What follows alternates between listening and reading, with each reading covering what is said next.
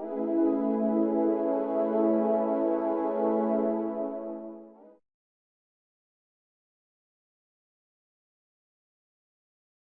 visibility is a great tool, but it can be a little bit intimidating to get started.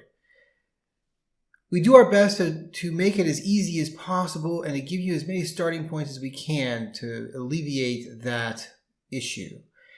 So let's look at a couple of those right now. Let's go to visibility. And I'm going to create a new tab by clicking the plus sign. And when I create a new tab, you'll notice that there are several pre-created queries for me. And these do nothing but give me a starting point if I need it.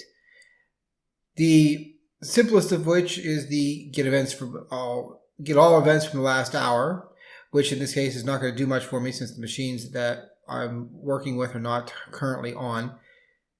But there's a bunch of different things that you can do here. All of the file-related activities in temp folder. We'll start this, but it will be over the last hour. I'm not going to get anything at the moment, but if I expand that to the last 48 hours, I could probably get some information on that. So there you go. I now have 1,000 hits on that, and this is just everything that has to do with the temp folder, which pops up immediately, gancrab.exe. And the reason, of course, this is a main helper query is that weird things happen in the temp folder. So it's best if we do keep an eye on what's happening there. And of course, it does pop up the malware that we were working with. Other examples are the run DLL and batch or command files dropped directly in a temp folder. Again, now this is going to even be the same thing, but a little bit more specific about what's going on. And again, it defaults to the last hour, but if we expand that to 48 hours so that we hit up the attack that we actually did,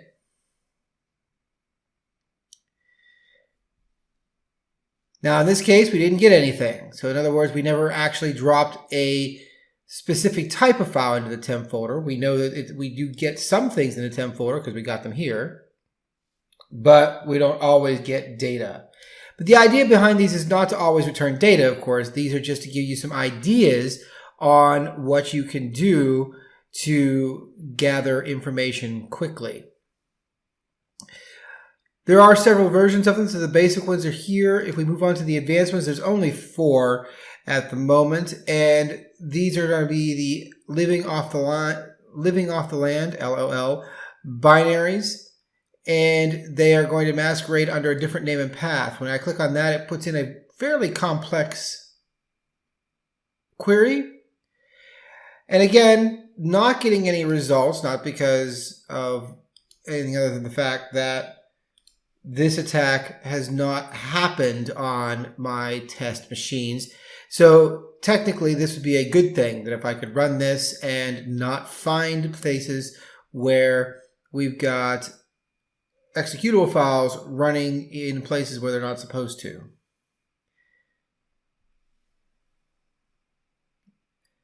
If I continue out here in more,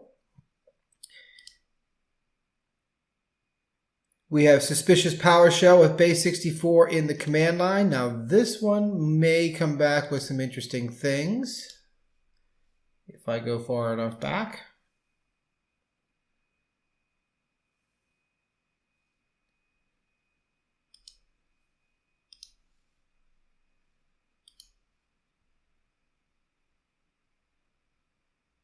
Not yet. This one will actually report data on one of the practice files that you'll use in the labs. It will use this kind of PowerShell, and you will get a hit on that. But since we haven't run that on the endpoint yet, it's still not here. I'm going to close some of my tabs here so I can continue with different examples. Click the plus sign again.